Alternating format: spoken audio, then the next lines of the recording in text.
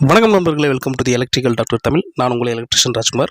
நம்ம கஸ்டமர் ஒருத்தவங்க வந்துட்டு தொட்டி மோட்டர் ஓடலைங்க, தண்ணியே ஏற மாட்டேங்குது அப்படின்னு சொல்லி கம்ப்ளைண்ட் சொல்லியிருந்தாங்க. நம்மளும் நேராக போய் பார்த்துருந்தோம். ஸோ நம்ம நேராக போய் பார்த்ததில் தொட்டியில் வந்து மோட்டர் ரன் ஆகிறது நல்லாவே தெரிஞ்சுது. ஸோ ஓப்பன் பண்ணியும் செக் பண்ணி பார்த்தோம், ஓசை கழட்டியும் பார்த்தோம். மோட்டர் வந்து தண்ணி நல்லாவே எடுத்துது.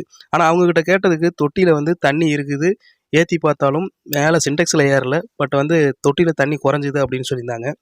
நல்லா செக் பண்ணி பார்த்ததில் தான் தெரிஞ்சுச்சு. மேலே 3 சின்டெக்ஸ் டேங்க் வச்சுருக்காங்க. 3 சின்டெக்ஸ் டேங்குக்கும் தனித்தனி கேட் வால்வ் வச்சுருக்காங்க. ஸோ எந்த டேங்கில் தண்ணி வேணுமோ அந்த டேங்க் ஓப்பன் பண்ணுற மாதிரியான ஆப்ஷனில் இருக்குது. ஆனால் அவங்க 3 டேங்க்கில் இருக்கிற கேட் வால்வையும் க்ளோஸ் பண்ணிவிட்டு மோட்டர் போட்டிருக்காங்க. அப்படி போட்டனால என்ன ஆயிடுச்சு அப்படின்னு பார்த்தீங்கன்னா, கீழே ஃப்ளோரிங்கில் போகிற அவுட்லைன் பைப்பில் வந்து ஏதோ இடத்துல ஜாயிண்ட் கட் ஆயிடுச்சு. ஜாயிண்ட் கட் ஆனதுனால அங்கே ஃப்ளோரிங்கில் வந்து லீக் ஆகிட்டு இருந்திருக்குது. ஸோ நாங்கள் அதை வந்துட்டு பார்த்துட்டு இப்போ நம்ம செப்பரேட்டாக பண்ணிக்கலாம் அப்படின்னு சொல்லிட்டு பைப் லைனை வந்து அவுட்டரில் ஓப்பனாகவே அடித்து கொடுத்துட்டோம்.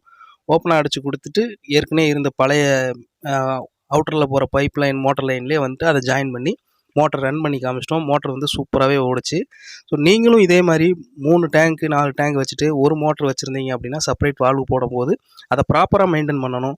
ஸோ தெரியாதனமாக 3 கேட் வால்வையும் க்ளோஸ் பண்ணியிருந்தோம் அப்படின்னா கம்பல்சரி மோட்டர் போகிறதுக்கான வாய்ப்பு அதிகமாக இருக்குது.